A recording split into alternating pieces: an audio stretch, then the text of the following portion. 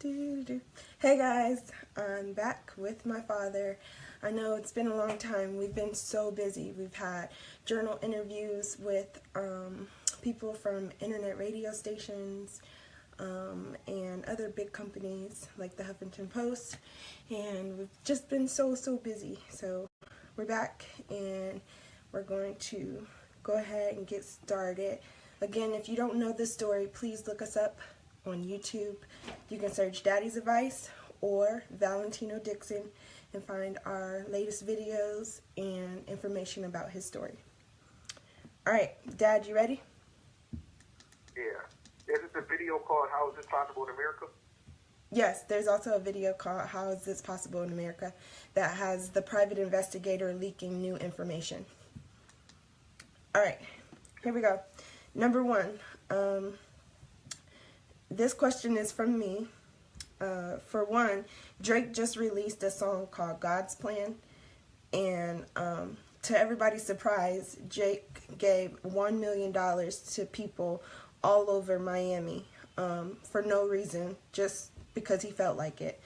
And now that you've been selected by Georgetown University to participate in an amazing documentary series featuring wrongful convictions, excuse me, do you ever think all of this is a part of God's plan?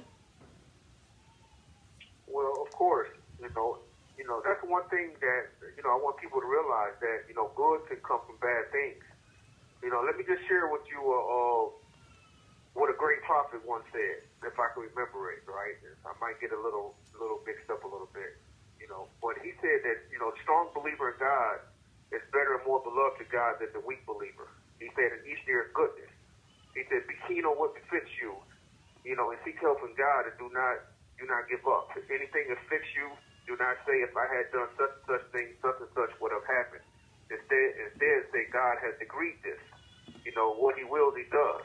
Indeed, the other if provides an opening for the devil. Now, let me explain to that. This is called the cutter of God, meaning the divine preordainment of God. God knows everything, general and specific. No calamity befalls the earth that is not described in his book. And everything exists by his will. And everything is created by God. In other words, if anything that happens to us is part of his plan. There's not a leaf, that falls from a tree that, the Creator is not aware of. Right. It's beautiful, everything that we've been through, with the Golf Digest and everything. We're finally somewhere else in this journey. All right, here's number two. Somebody was talking about a last show, it looks like. It says, thanks for telling us women that we are diamonds. We need to hear that more often from men. Uplifting our queens as women and goddess. My friend is marrying a guy in prison, but I think she's lonely and she just wants to supply her need for feeling wanted. What's the best way to find a good man? Are there good men in prison? That's a great question. Anyway, well, the best way to find a good man is to, you have to choose your man that you want. You have to, focus on the type of man that you want for yourself. A lot of times women let men choose them. Women have to start choosing men. Just keep in mind that nobody is perfect. And what I hear now, what's going on in society is that the women is very aggressive. And the women only want one night stands, et cetera, et cetera. Some women. So this don't apply to them as far as what I'm about to say. But for the women that's looking for a good man, you have to interview a man. You have to find out his values. You know what I'm saying? Do we have a job? Do we have a car? Do we have a credit card? Do we have a house, apartment? Do we have a great personality? What's his relationship with God? Is he single? You got to interview him. What's his relationship with his mother? If he's a bad boy, you're going to get played every time. There's no exception to that because bad boys is not ready to settle down. So, what is he not telling you? If you're speaking to him, what is he not saying? You know what I'm saying? Do he meet your checklist? If he don't meet your checklist, don't waste a second moment on him. Keep your legs closed. You get to know a man, he's got to know your personality. Because once he gets the nookie, You know what I'm saying? He's not going to stay around. He's only going to stay around if he loves spending time with you and if he loves your personality. So you definitely got to be friends. You know, and as far as men in prison, you know, it's a lot of good men in prison. You know what I'm saying? But this is, you know, this is the one place, you know, where, you know, a man loves, you know, he learns to appreciate a woman. You know what I'm saying? He'll give a woman all the attention in the world. You know, but at the same time, you know, she needs to know what is he doing with his time. You know, what is his plan for his release? You know what I'm saying? If all he wants is money and packages, then she's being played. Mm-hmm. You know what I'm saying? I mean, you got good men in prison. You know, good men in prison look for ways to help people on the outside. You know, if he's not doing that, then she needs to reevaluate the situation. You know what I'm saying? You just make sure that the investment is worth it. You know what I'm saying? And you know, what's his value system? You know, so you got to test him. You got to, you know, what's in the dark comes to light. You know, pay attention. You know, to everything. You know, whether he's free or whether he's in society. The bottom line is that either he has a good heart or he doesn't. You know, that's it. You know, either he's loving or he's not. You know, and life is too short to compromise. You know, it's foolish if you do. Yeah, I definitely like that, Dad. We women have to raise our standards and, you know, have goals when we, you know, try to obtain a relationship with a man. All right. Number 3. Why do you think people said you committed the crime? Why do I think people? Well, these witnesses that testified against me was coerced when they was coerced and threatened by the DA's office and the police. You know, one of the witnesses already admitted that this happened. You know, and the person that's responsible for this crime, when he confessed, the police kicked him out of the police station.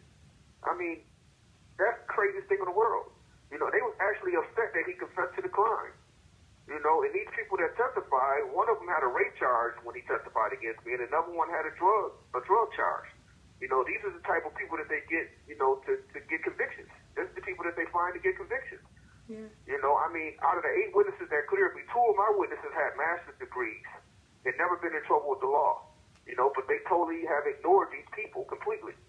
You know what I'm saying? And, you know, I read a lot of cases. In one case, you had a guy that was innocent for over 15 years, right? 5 people had testified falsely against him, okay? And this guy had to live with that. I mean, imagine 5 people saying that you did something that you didn't do. Your own family is liable not to believe you if that you're innocent. You know what I'm saying? So anyway, these 5 people came forward by the grace of God and admitted that the prosecutor pressured them into lying at trial.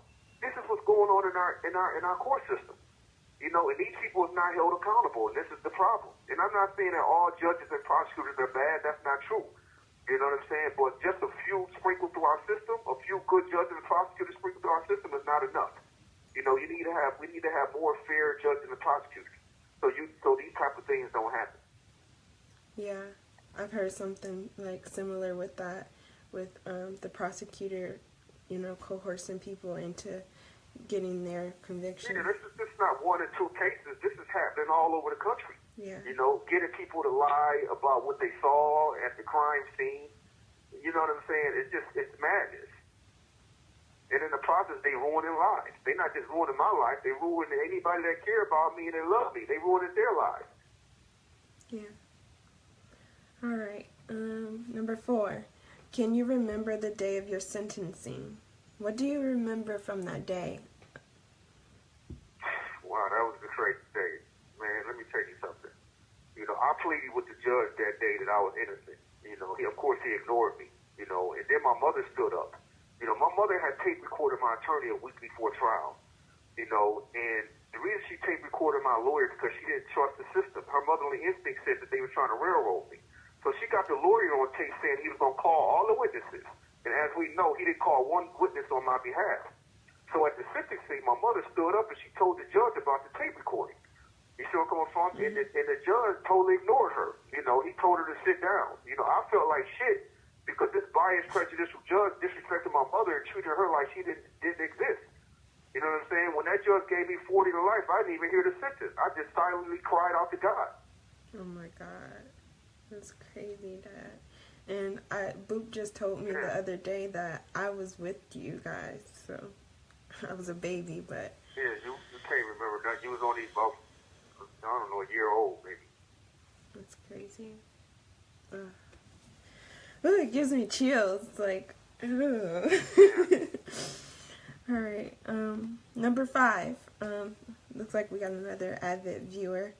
They said you talked about not dieting in your last video. Do you agree with healthy eating? Well, at the end of the day, right, all of us are going to die. You know, it's not a matter of if, but when. You know, but eating healthy, you know, also adds years to our life. It, you know, keeps our organs healthy and functioning properly. You know, when we do die, it should be because of our eating habits. You know, fatty tissues that clog the heart and arteries. You know what I'm saying? They come from bad habits. You know what I'm saying? Because, you know, these bad foods, for example, you know, you got pesticides in crops. You know, you got artificial flavors. You got preservatives. You got processed foods. You got fake meat out there. You know, you got to read and make sure you got real ingredients. You know, this stuff leads to high blood pressure and diabetes.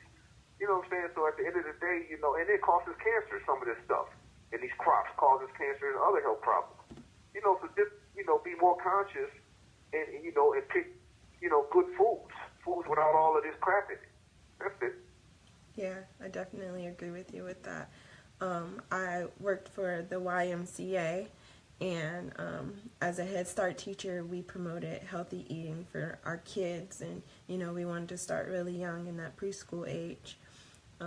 But it definitely molded me and shaped me because I learned so much about the fatty acids and everything that, you know, come to lead to diabetes and stuff like that, you know.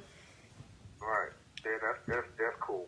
Did Michelle Obama help start something dealing with the healthy healthy dieting in schools? Yes. I don't have the specifics on it yet. Yeah, she did. And okay. She's also a part of cool. WIC for women and children, helping to feed people in poverty the healthy foods. Okay.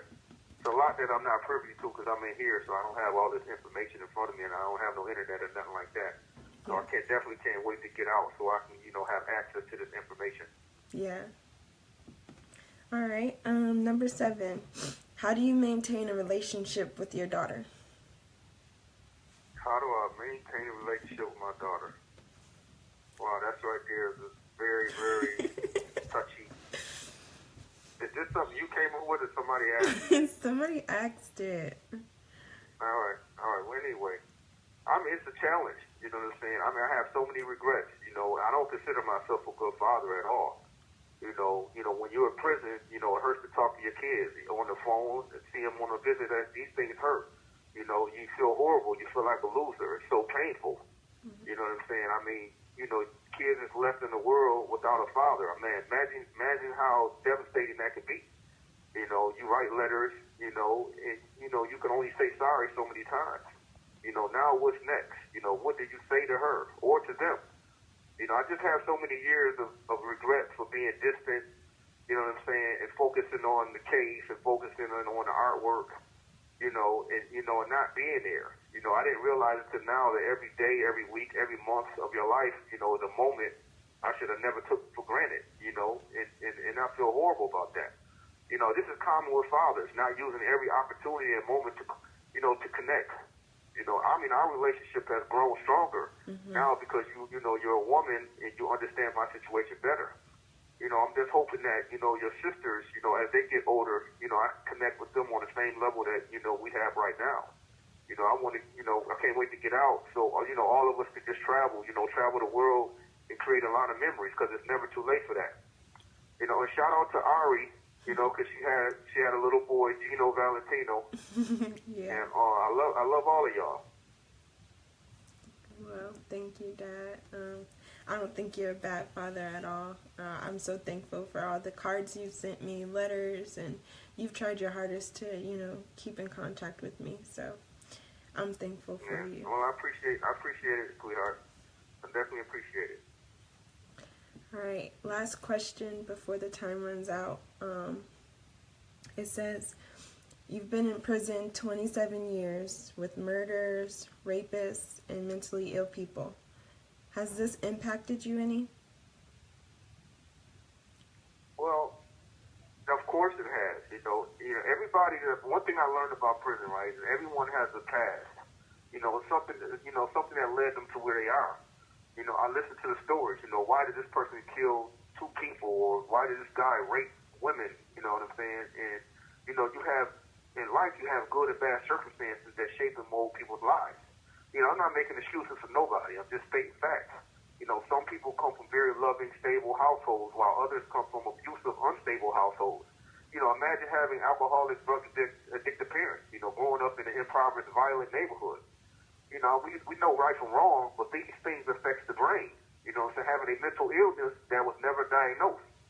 You know, of course you have some very, you know, strong souls that can overcome any obstacle in abusive, unstable childhood.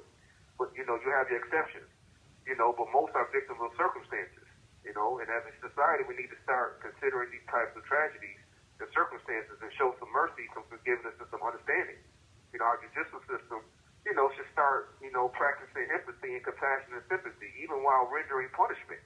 You know, God sees all, you know what I'm saying? He may not show us any mercy in this life or in the next. Yeah. I just wonder what that would look like, how it would be able to, you know, do some type of reformation to our prison systems to, you know, actually rehabilitate the prisoners and not, you know, convict them and punish them and make them inhumane. The system is all about money, man. You know, it's all about money. You got private companies involved, and you know, and what they're doing is just keeping people in prison just to keep them in prison. Even after they've done their time, the parole board don't want to let them go. You know, it's like, let's keep the cells filled and keep the mass incarceration going. This is the problem, especially in New York State. We don't have no incentives or no good time or anything, you know, that allow a person, once they have rehabilitated themselves, you know, to get out early.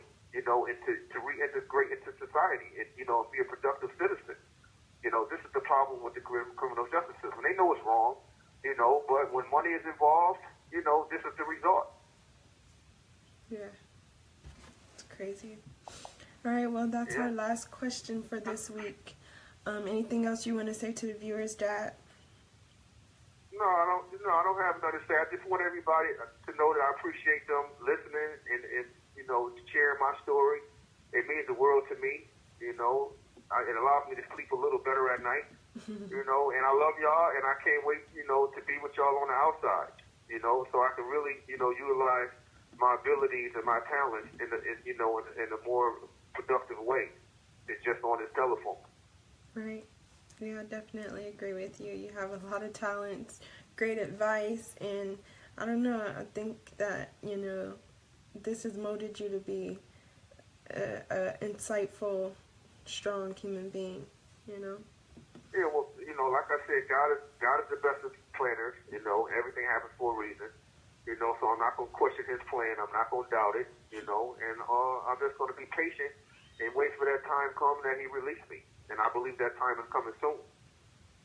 Well, so you guys all know, my father now has 3,637 signatures for his petition.